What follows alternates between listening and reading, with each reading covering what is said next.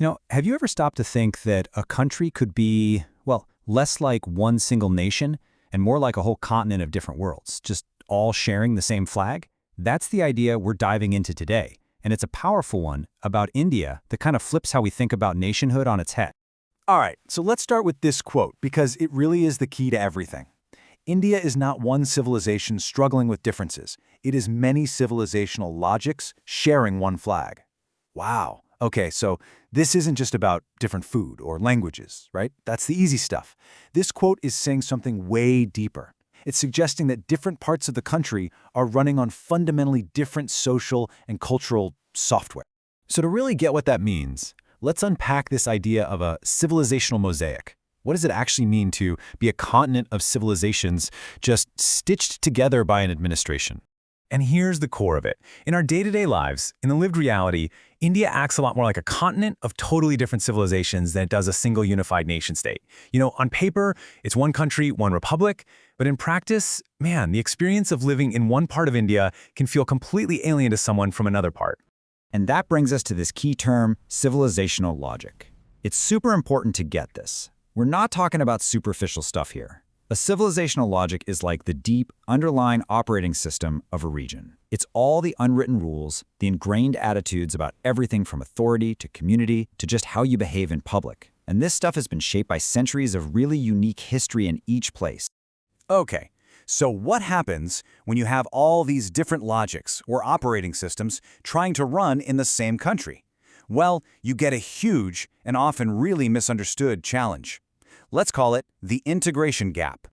So this brings up a really important question, right?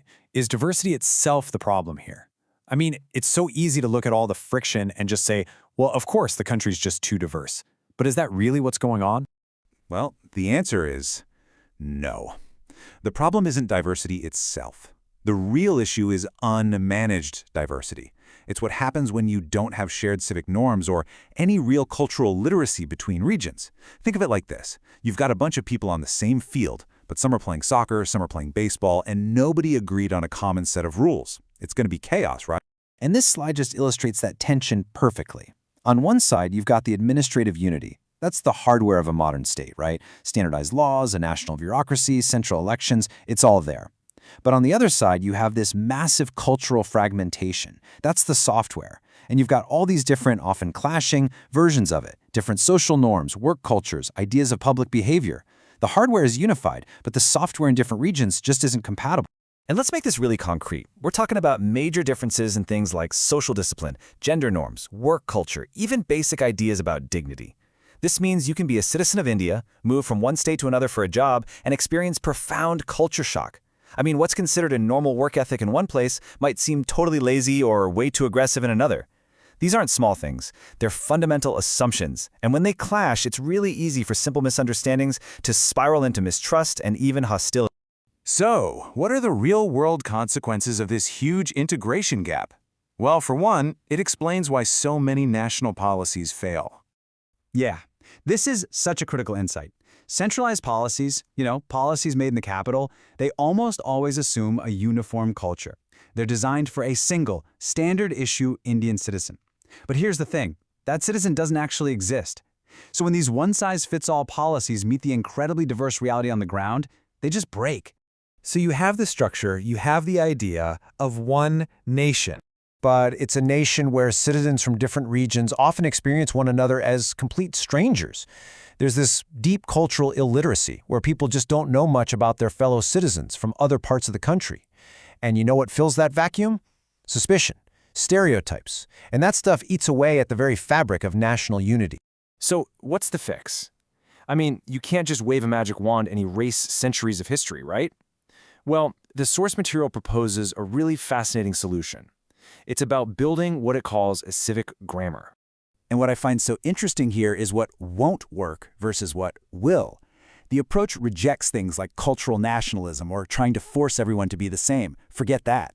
Instead, it focuses on things like civic translation and building shared civic standards. The idea isn't to make everyone the same, but to create a system of shared behaviors so that different cultures can interact smoothly and predictably.